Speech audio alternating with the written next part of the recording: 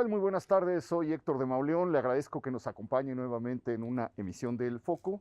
Le doy la bienvenida a mi querida Beca Duncan Hola, ¿qué tal? y le doy la bienvenida a Martín Delgado, que nos va a acompañar en este programa como Mucho gusto. cronista de la alcaldía Álvaro Obregón. La idea es hacer un recorrido por los pueblos que integran esta extensa alcaldía que recibió el nombre de Álvaro Obregón después del asesinato del presidente electo. En 1932, Pascual Ortiz Rubio decide quitarle el nombre de Villa de San Ángel para imponerle el nombre de Álvaro Obregón.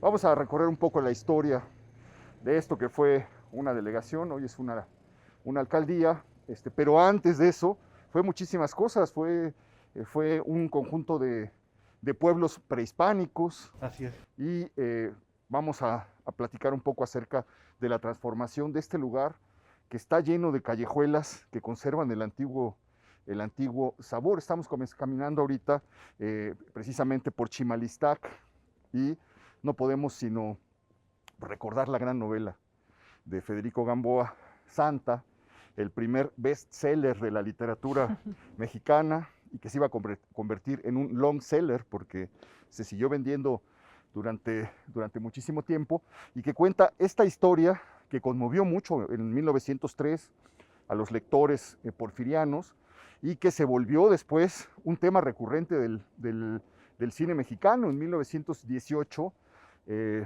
lamentablemente se quemó en la Filmoteca la obra de este cineasta precursor del cine mexicano, Luis G. Pereda.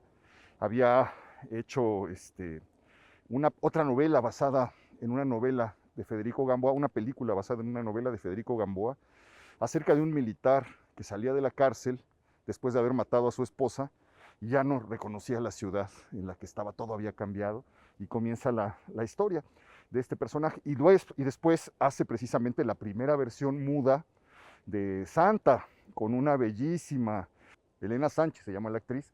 Y desgraciadamente esa película arde en parte, se pierden dos películas que había hecho Pereda y arde un poco de la película una parte de la película de Santa, de manera que solamente conocemos unos fragmentos en los cuales aparece la Ciudad de México en 1918, una toma desde lo alto del Ángel de la Independencia, donde se ve Reforma, la prehistoria de Reforma, la entrada al bosque de Chapultepec, completamente irreconocible, y luego una cosa que es bellísima, que es una toma de 5 de mayo en 1918. Carruajes, coches, damas, caballeros, movimiento, una calle vivísima, llena de bullicio.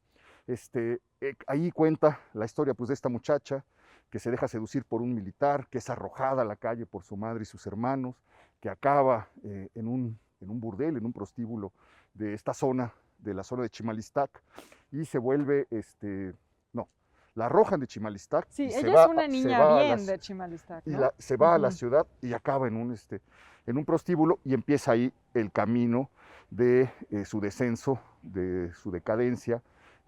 Hay unas tomas de los prostíbulos porfirianos en la película de Pereda que son también muy notables, ¿no? Unas señoritas sentadas con el vestido hasta el cuello y hasta los tobillos, esperando a la clientela.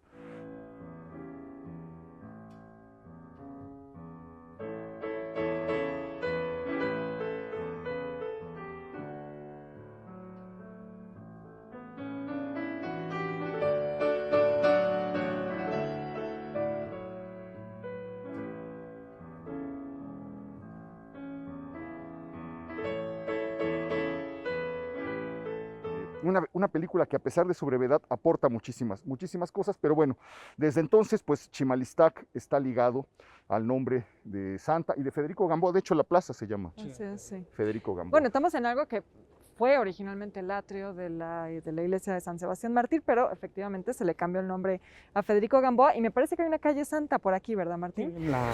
Creo que la que está aquí cerca. Santa esquina con Federico Gamboa, pues, como debe ser. ¿Por qué no nos platicas un poquito, Martín, acerca de qué es Chimalistac, qué significa, cuál es la etimología, qué era esto antes de la llegada de los españoles, en qué se convirtió después?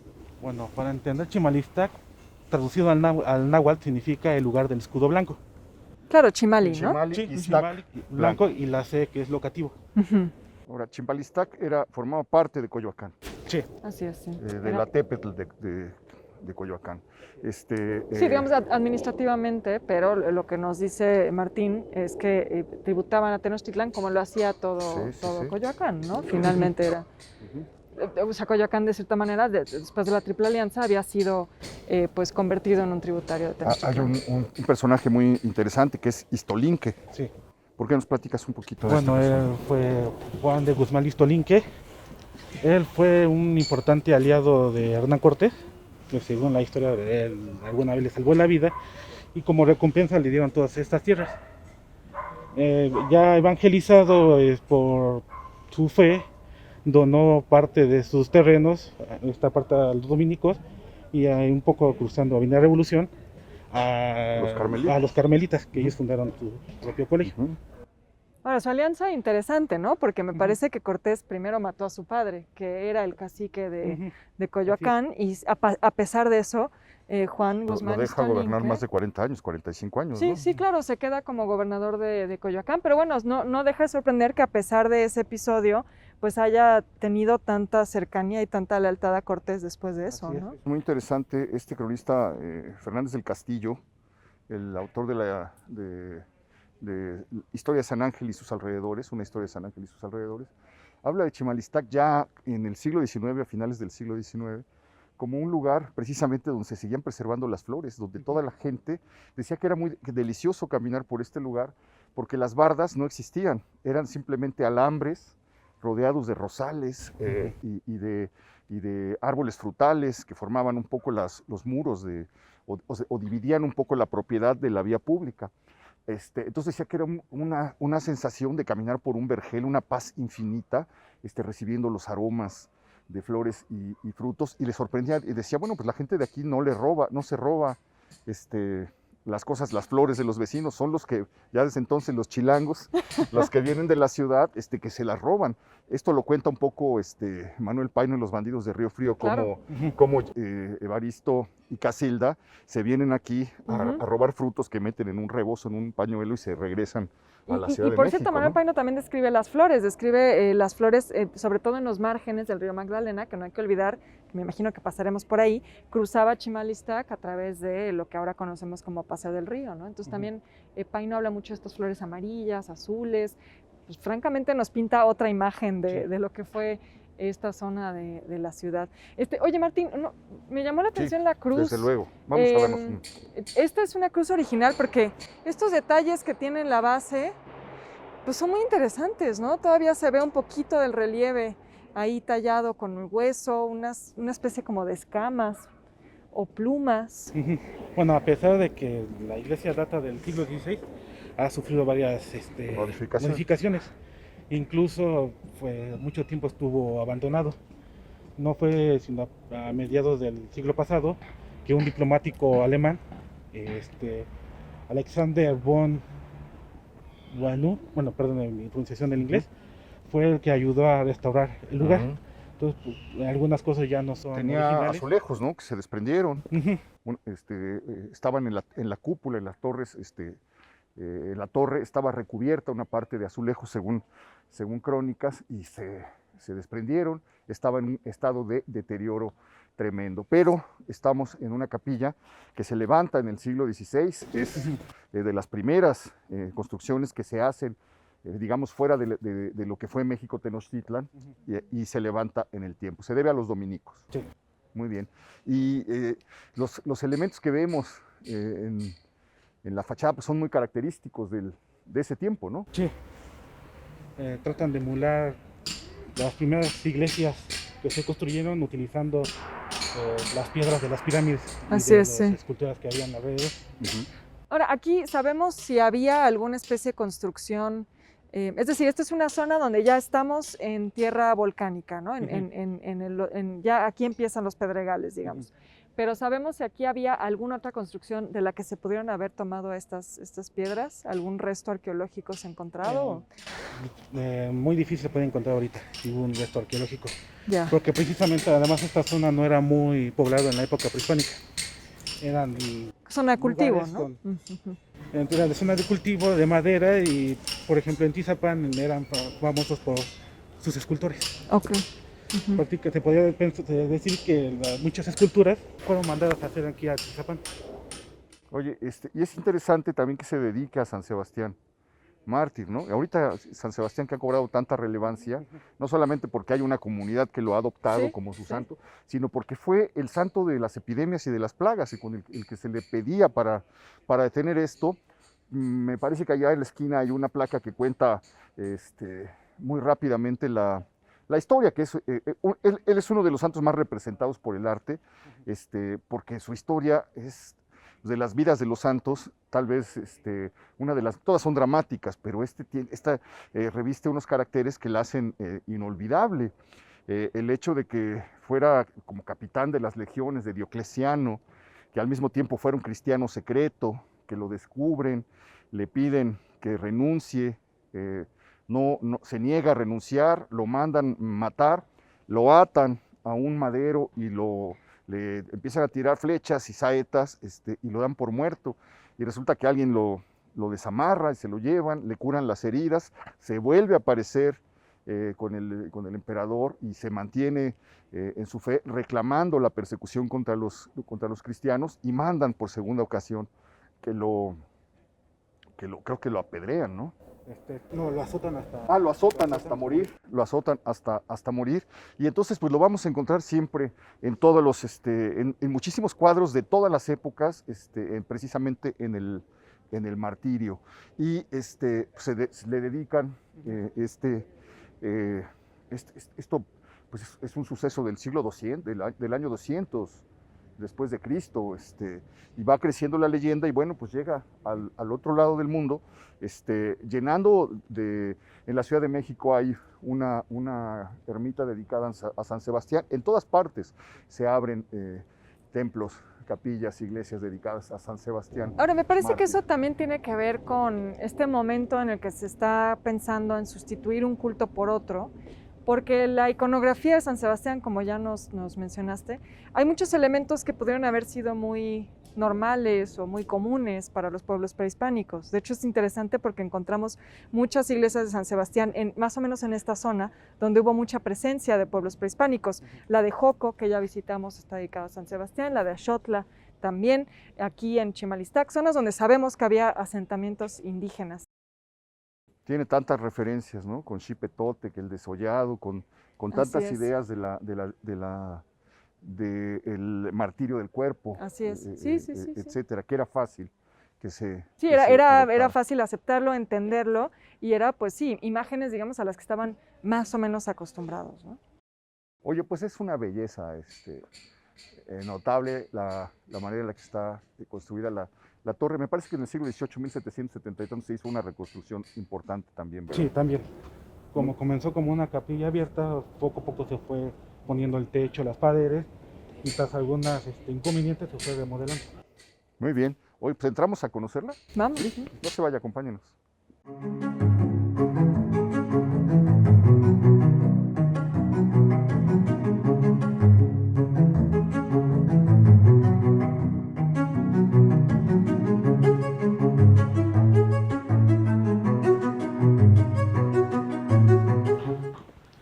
Bueno, Héctor, aquí para fortuna tuya no llegó el neoclásico.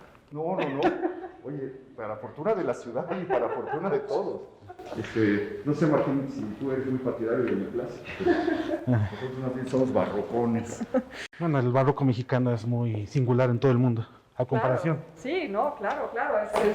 Tiene su propio estilo, su propia Sí. estética, ¿no? Uno lo ve y se impacta, a diferencia de España, Italia, que es un poco más sencillo. Claro. Menos Sí. elaborado, Sí. menos profuso. Oye, aquí llama la atención la combinación de pintura con el retablo de madera. ¿Qué nos puedes contar un poco sobre eso? Bueno, primero la imagen central, Aquí San está Sebastián. Lo que estábamos diciendo. Como ya habíamos dicho, fue un santo muy importante en la época colonial, entre otras cosas por las epidemias que se introdujeron aquí a este territorio. Y algo curioso, parece ser que no había distinción de San Sebastián con las órdenes religiosas, y que aquí, que fue un convento dominico, encontramos acá una imagen, y en Axotla está otra, pero esa iglesia es franciscana. Claro. Pues es franciscano, sí. Y de esa época, bueno, en general el barroco mexicano resalta por Claro. el dorado, que hace que resalte y haga contraste con las pinturas de la vida de Cristo. Claro. Bueno, y la pintura dentro del nicho también es interesante, ¿no? Sí, bueno, está rodeada de, como se puede ver, de flores. Pero se ve mano indígena, ¿verdad? Sí, En la pintura de las flores, parece ¿verdad? totalmente. Y bueno, lo de las flores ya lo comentamos, algo muy de la identidad de la zona, Así ¿no? es. así es. ¿Qué otra cosa podría ser, no? El techo también es una maravilla, por cierto, ¿no? El trabajo del barro es Sí, bellísimo. se asemeja mucho a las iglesias que están hechas completamente de madera, que también son de la época colonial, Es del siglo XVI, sí. que desgraciadamente una en Michoacán acaba de ser destruida por un incendio. Claro. Y me parece que la capilla de San Sebastián del centro de la Ciudad de México tiene un techo semejante. Ah, mira, eso no lo he notado. Sí. Oye, pues es un prodigio el altar, este retablo. Maravilloso. Y además, pues la manera que están distribuidos los espacios, a pesar de su pequeñez, uno entra y encuentra un prodigio de amplitud, ¿no? De alguna manera. Bueno, el Señor de las Maravillas, lleno de los milagros, los milagritos de oro y plata.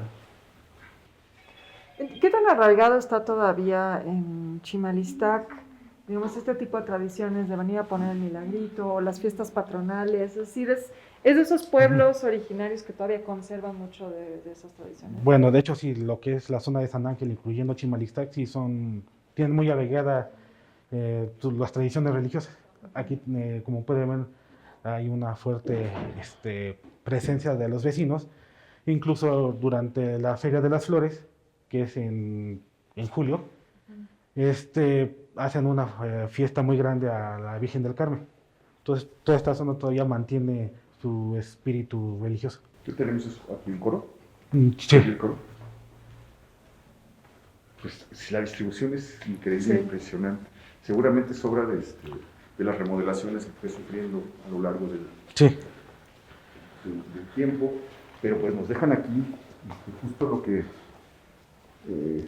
remite a la antigüedad y a la edad de esto. Hay que recordar que estamos en una zona que se formó con las erupciones o la erupción brutal del volcán Chitle, que sepultó a las primeras civilizaciones del Valle, o a las más antiguas del Valle de México. Se han descubierto desde 1917, se han excavado estas zonas y se ha descubierto una civilización que, un poco a la manera de Pompeya, quedó sepultada por la lava. Esa lava formó el pedregal, esa lava formó las piedras que vemos cuando pasamos por Cebú, cuando vamos, y esa lava sirvió para construir también muchos de los templos prehispánicos posteriores al Preclásico y muchos de las edificaciones con las que los españoles levantaron la Ciudad de México.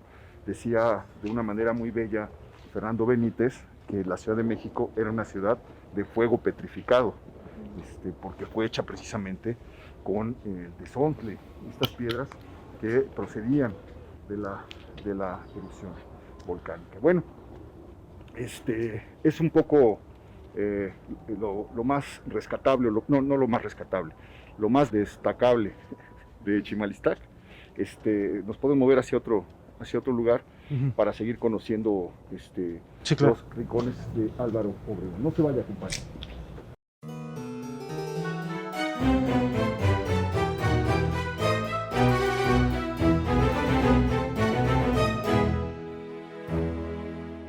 Pues caminamos por una callejuela que parece intocada, el Paseo del Río, que te da toda la atmósfera de todas estas descripciones que hemos comentado de los viejos cronistas, de las descripciones que hace Gamboa, de las descripciones que hace Paino, de las descripciones que hace el cronista Fernández del Castillo. Nos podemos muy bien sentir dentro de ese tiempo. Imagínense nada más la delicia, si a esto lo llenamos de olores, de flores, de árboles, la delicia que era caminar por esta por esta zona de la ciudad, por estas callejuelas retorcidas y empedradas. ¿Qué es el Paseo del Río, Martín? Bueno, para dar un poquito de contexto, Chimalistá, como en otras zonas de alrededores, empieza a florecer gracias a la llegada de los carmelitas, que ellos fundan su colegio dedicado a San Ángelo Mártir y empiezan a cultivar diferentes frutos. Empiezan a cultivar peras, manzanas, capulines, guanábanas, entre otras frutas, y eso hace que toda la zona crezca económicamente. Todas esas construcciones fueron hechas por un arquitecto e ingeniero hidráulico llamado Fray Andrés de San Miguel, que fue en su época muy reconocido. Además de crear el colegio que hoy es el Museo del Carmen, también construyó unos puentes. Que son los puentes que nos quedan, de Ajá. Panzacola, etcétera, ¿no? Sí, y sobre todo los que están aquí, ¿no? En el Paseo Aquí del Río. en el Paseo del Río. Son pues puentes que tenían unas funciones en particular que cubrían lo que era el río Magdalena. Claro, es que bueno, se nos olvida porque en este tramo está entubado, pero este es uno de los pocos ríos que todavía viven, que existen de la Ciudad de México. Viene desde la Magdalena Contreras, ahí está a cielo abierto, y luego retoma un poquito esa naturaleza sobre un tramo de universidad. Pero es decir, Y todavía se porta mal de vez en cuando. sí. Se revela y vuelve a inundar, a desbordarse. Pero es realmente increíble pensar que es pues el único, ¿no? Que todavía queda. Sí. ¿Qué más nos puedes contar sobre el Paseo del Río, Martín? Aquí en este paseo destacan 3 puentes. Uno llamado el Puente Chico, el del Río Chico, que algo de que caracteriza a ese puente es que tiene unos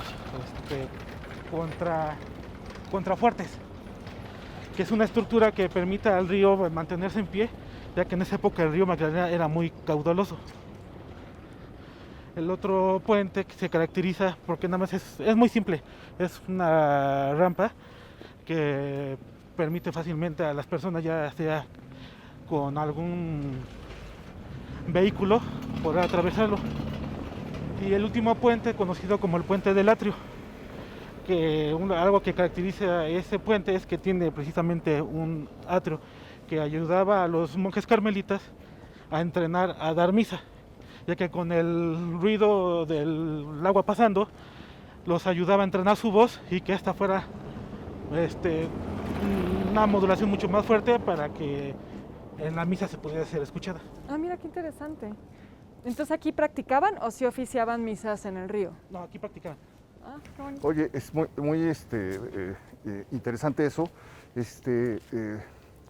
San Ángelo.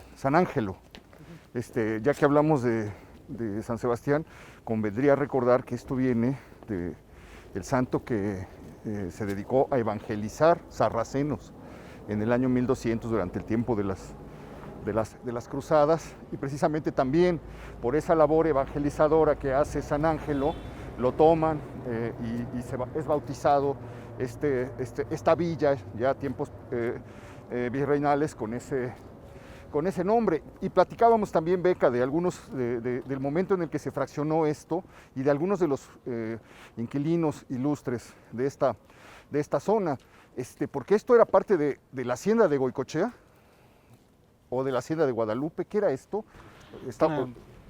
Aquí lo que Eran los terrenos puentes carmelitas, eran ¿no? terrenos carmelitas. Terrenos Aquí de estaban los las, O carmelitas. sea, los había que huertas. imaginar que el huerto cruzaba pues Lo que Avenida hoy es Revolución, Insurgentes, Insurgentes y el Revolución. Parque de la Bombilla, y llegaba hasta acá.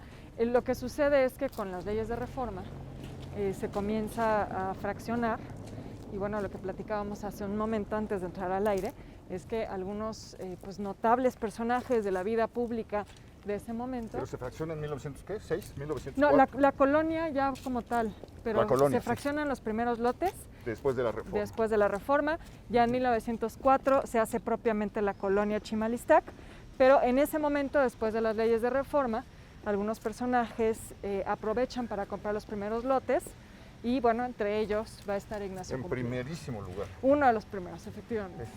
Ignacio Cumplido, es este personaje inolvidable. La verdad le debemos muchísimo a este joven impresor que pone una imprenta muy joven, es de los fundadores del periódico emblemático del siglo XIX que se llama precisamente El Siglo XIX, en el que escriben Paino, Zarco, Altamirano, Rivapalacio, Guillermo Prieto, las grandes plumas de aquellos años, las grandes plumas liberales de aquellos años se concentran en la redacción del siglo XIX, y no solamente eso, y alguna vez ya caminamos ahí por Eje Central donde estuvo la redacción, y ahora pasa un metro, ¿Trolebús? ¿Cómo se llama? ¿Trolebús? Sí, el camión ese. Sí, trolebús. Iba a decir un metrobús, pero no. No.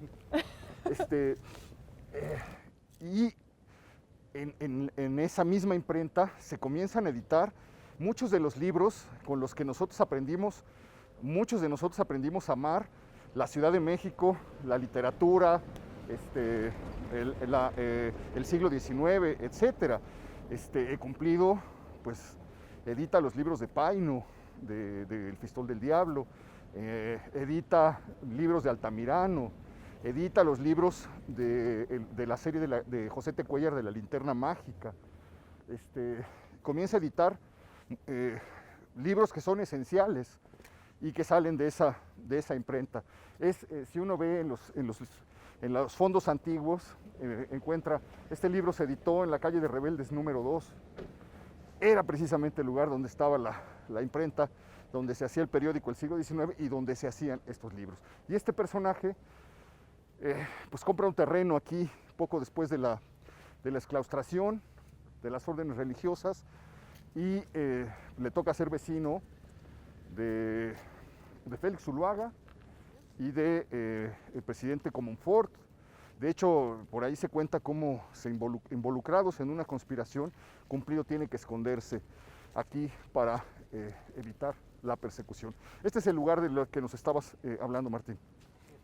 Bueno, por aquí pasaba el río Magdalena, y como puede ver, algo que caracteriza este puente es precisamente esta estructura, que se le conoce como contrafuerte. El contrafuerte. Que eso es lo que permitía resistir los embates cuando crecía. El caudal iba muy fuerte. Yo tengo que decir que a mí me parece una tristeza que ya no pase el río por aquí, porque la verdad es que debió de haberse visto muy bonito Chimalistac con el río atravesando estos famosos puentes. Pasará, tarde o temprano volverá a pasar. Ojalá que sí. La naturaleza va a ganar. Y el agua tiene memoria, ¿no? Y van a volver a pasar. De hecho, cada inundación nos recuerdan que allí están. Pero pues se ha de haber sido un verdadero vergel, una delicia caminar por este espacio. Bueno, y eso también nos explica por qué tantas familias de élite, tanto durante el virreinato, pero sobre todo en el siglo XIX, escogieron esta zona, San Ángel también, pero Chimalistac, sobre todo como una zona para sus casas de campo. En el siglo XIX era cada que llegaba la temporada de verano y que la ciudad se volvía inhabitable porque estaba rodeada de canales infectos, porque lo que quedaba de los lagos empezaban a apestar, las algas, las nubes de mosquitos, los insectos. Decían que era una ciudad que propiciaba las epidemias y las enfermedades, y en ese mundo sin penicilina y sin manera de atender de manera eficaz todas las cosas a las que la gente estaba expuesta, lo que hacían la gente de recursos y también mucha gente del pueblo, porque se venían a las ferias, a las celebraciones, la Semana Santa, ¿no? Etcétera. Pero bueno, los aristócratas del siglo XIX mexicano pues levantaron lo que hoy estamos viendo, porque estos son, digamos, son los nietos o las nietas o las tataranietas, estas casas de aquellas casas que, fíjate que la Madame Calderón de la Barca, porque uno imagina que eran unas mansiones dotadas de todos los lujos y todos los servicios, y Madame Calderón de la Barca en sus cartas que le manda a sus familiares se sorprende y dice, bueno, pues son condes y son marqueses y tienen unas casas, pero uno llega a las casas y los cuartos están desnudos, todos pintados de blanco por miedo a los alacranes, y sorprende la desnudez, y tienen básicamente lo elemental, algunos sillones para recibir a las visitas, la mesa en la que van a comer y las recámaras donde van a dormir, los dueños y sus invitados, pero no había para nada los lujos Bueno, que uno se podía imaginar. y que ella, viniendo del Reino Unido, estaba muy acostumbrada a ver Los casas de castillos. campo de una suntuosidad espectacular, ¿no? Muy bien, aquí estamos ya bordeando el límite de Coyoacán.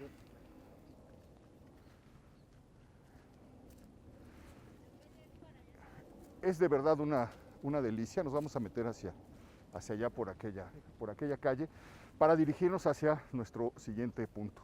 No se vaya, por favor, acompáñenos.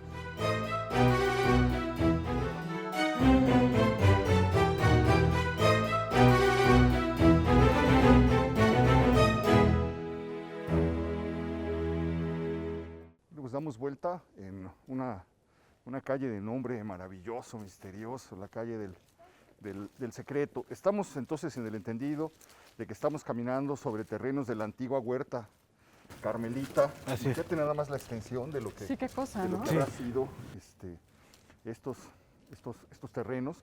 Ahora recordaba que en su viaje sentimental a San Ángel, Manuel Paino se da una vuelta, visita, ya no es Fray Andrés de San Miguel, sino el encargado es Fray Andrés de San Elías, y visita las huertas del convento del Carmen y deja un testimonio. Entonces, la extensión debe haber sido, pues, brutal, ¿no? Lo que les correspondió en términos de las huertas del convento.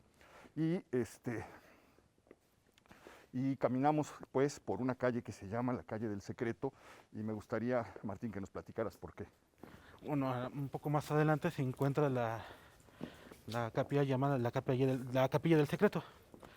Bueno, Fray Andrés de San Miguel fue considerado en su época un genio en arquitectura y ingeniería. Y eso se puede estar palpable en su obra. Es precisamente esa capilla fue construida bajo su dirección. Ese recinto era dedicado para que los frailes carmelitas reflexionaran, hicieran su voto de reflexión. Sin embargo, una característica que tiene este lugar es que si uno susurra ciertas palabras en una parte de la edificación, se puede escuchar perfectamente al otro lado, jugando con la acústica Ajá. y de la estructura. Bueno, por esto hay algo similar en el desierto de los leones, si no me Sí, equivoco, ¿no? Así así que es aparentemente una característica de los carmelitas. Bueno, por lo menos sí tienen algo en común los carmelitas que se sentaron en este lugar. Claro. Martín, ¿y qué sabemos, por ejemplo, de la formación de este fraile? Es decir, él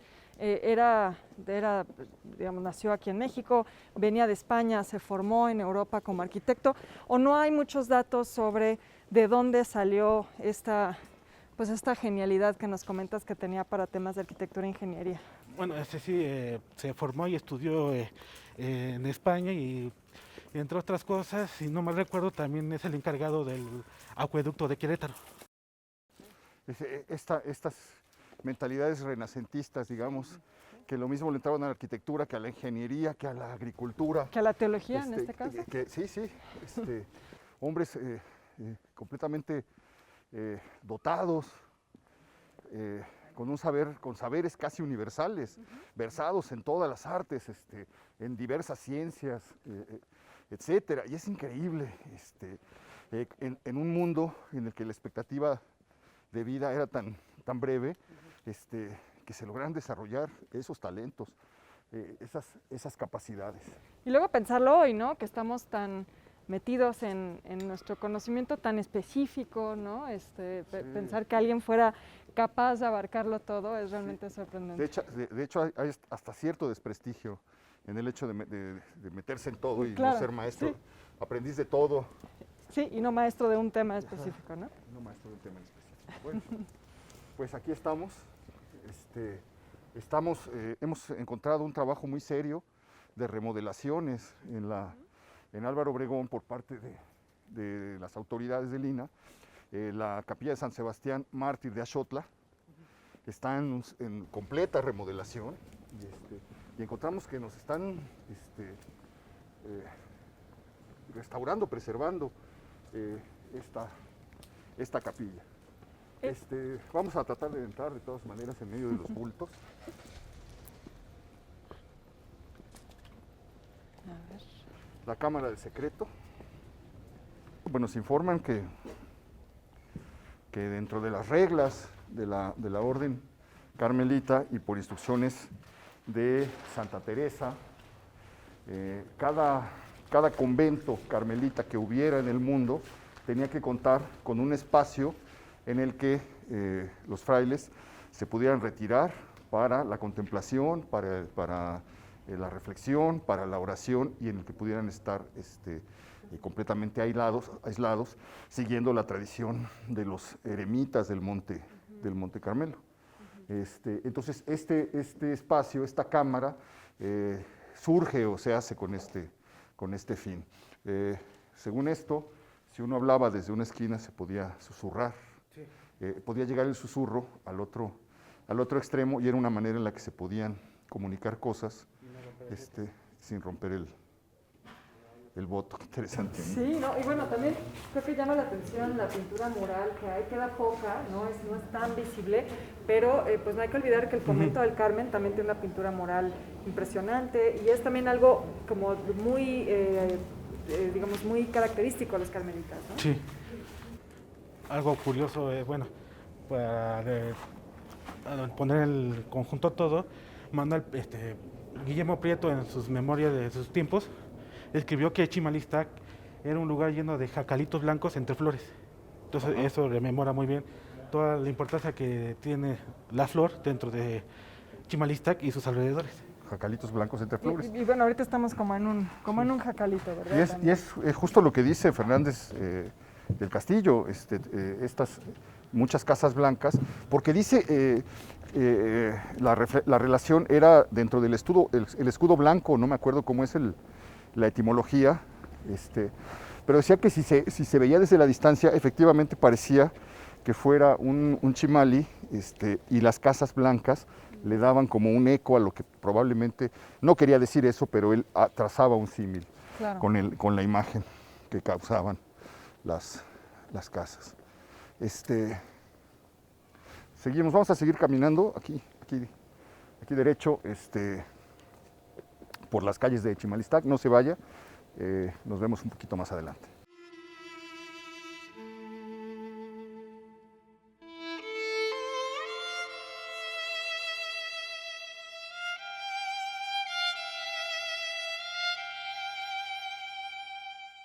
Dimos unos pasos, querida Beca, por la calle llamada del Fresno. Así es, sí, vimos una placa que nos indicaba que aquí se encontró, en algún lugar de la calle del Fresno, el árbol que, según Castillo, era el más grande de México. Sí, se habla en distintas crónicas de un fresno que llegó a vivir 800 años, se encontraba en algún punto de la esquina que tenemos aquí a nuestras espaldas, y que todavía llegó a principios del siglo XX. El cronista Fernández del Castillo todavía lo registra en 1903, 1904, y aparecemos de nuevo en la calle de Rafael Checa. Nos comentabas, Martín, que Rafael Checa es uno de los frailes del convento carmelita. Sí, que fue el que cuando llegaron las leyes de reforma fue el que tuvo que fraccionar todo en el terreno carmelita. Que no puedo imaginar lo difícil que debe de haber sido eso, ¿no? Como el fraile encargado del convento, pues estar obligado a fraccionarlo y venderlo. De vender, sí.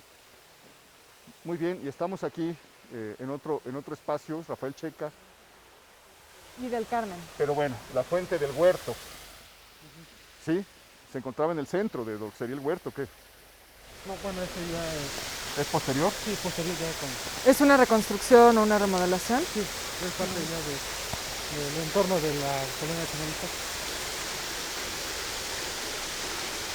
O sea, podríamos pensar quizá que esta fuente se hizo en el momento que comentábamos hace rato en el bloque anterior, de cuando se fracciona ya propiamente la colonia como colonia Chimalistac, que estamos hablando ya de los últimos años del Porfiriato.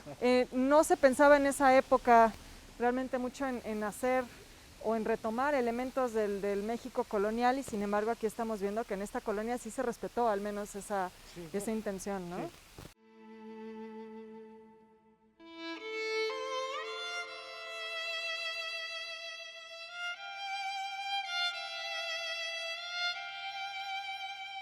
Pues teníamos que acabar el primero de nuestros recorridos en este espacio significativo, porque es el que le da precisamente nombre a la alcaldía. Le cambian, como les comentábamos, en 1932 deja de llamarse Villa de San Ángel para recibir el nombre de Álvaro Obregón. En el 70 es cuando se hacen las 16 delegaciones, se divide la ciudad en las 16 delegaciones y queda establecida este conglomerado de pueblos y colonias con el nombre de Delegación Álvaro Obregón.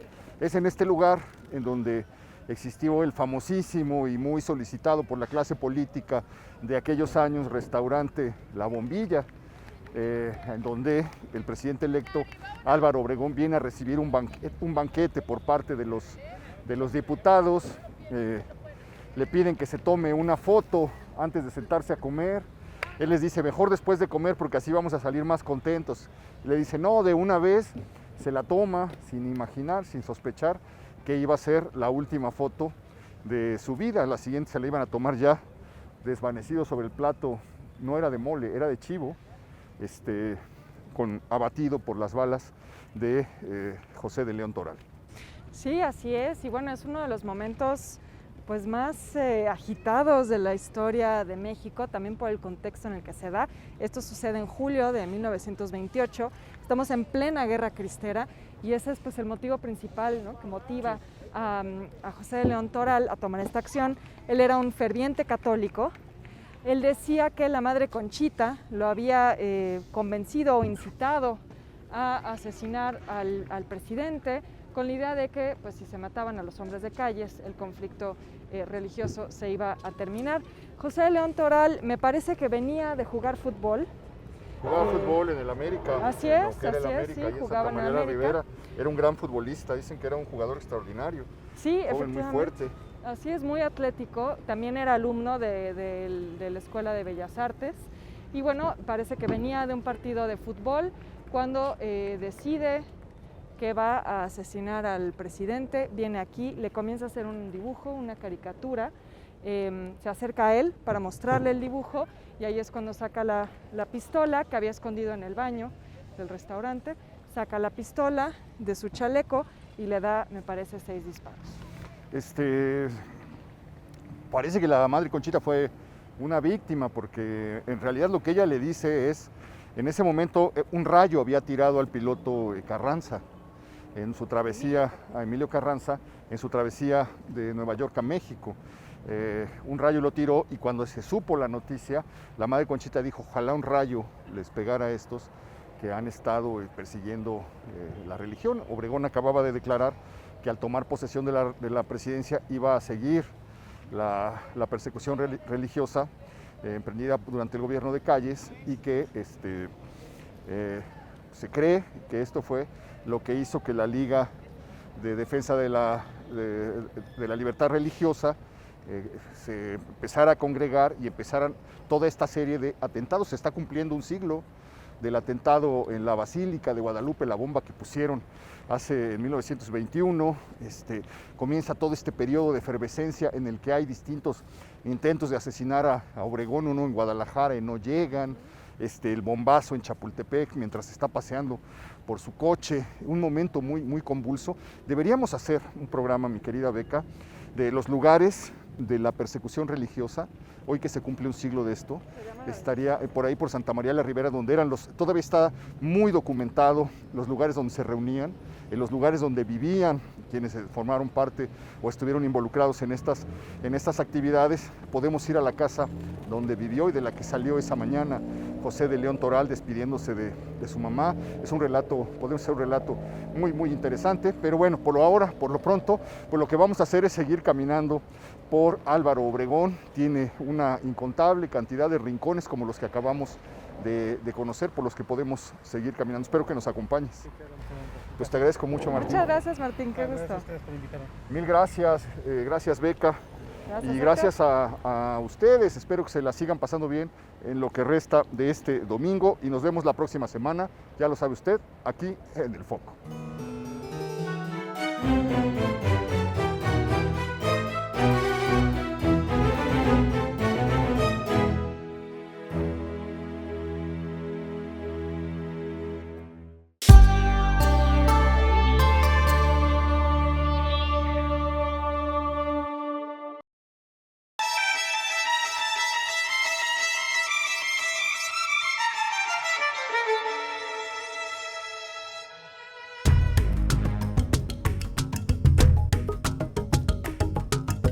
Coronel fue uno de los precursores del arte abstracto en México. Para conmemorar el centenario de su nacimiento, el Museo del Palacio de Bellas Artes ha organizado una retrospectiva de su obra.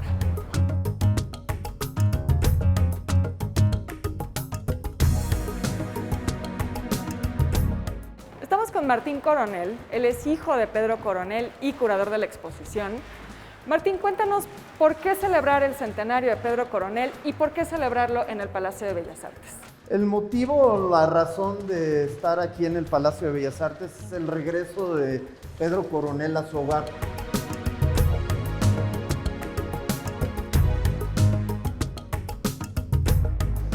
Y en 1985, cuando muere, sus restos son velados aquí en el vestíbulo. Entonces yo quería cerrar ese círculo de la presencia de mi padre aquí en el Palacio con sus 100 años de su natalicio, con Pedro Coronel, 100 años, una ruta infinita. Y esa fue la idea y el motivo de presentarlo aquí en el Palacio, esta exposición.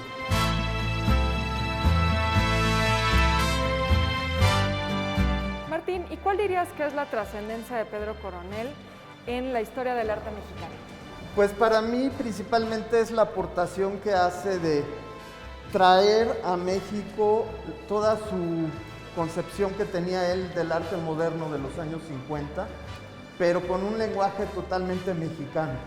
Y él introduce la escuela de París, del arte moderno de esos tiempos, con un lenguaje muy propio y muy mexicano, y en búsqueda de sus raíces, pero de una forma distinta de decirlo. Y creo que lo logró porque sí despierta en la crítica y en el mundo intelectual toda una reflexión de cómo teníamos que expresarnos los mexicanos bajo un patrón realista y figurativo, o el México moderno que va cambiando todos los días, que vivimos ahora, ¿no? Que es un cambio constante, entonces no puedas petrificarte en una visión de la plástica y de la vida de una forma.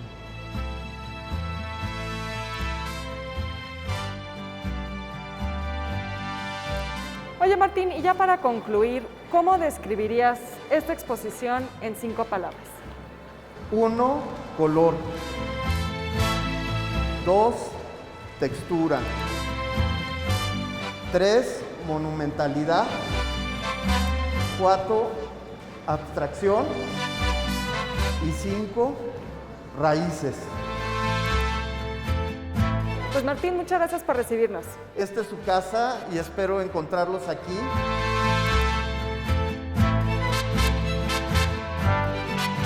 Pedro Coronel, 100 años, una ruta infinita, estará en el Museo del Palacio de Bellas Artes hasta marzo. Pueden visitarlo en un horario de 11 de la mañana a 5 de la tarde y el metro más cercano es Bellas Artes. No se les olvide traer su cubrebocas y guardar sana distancia.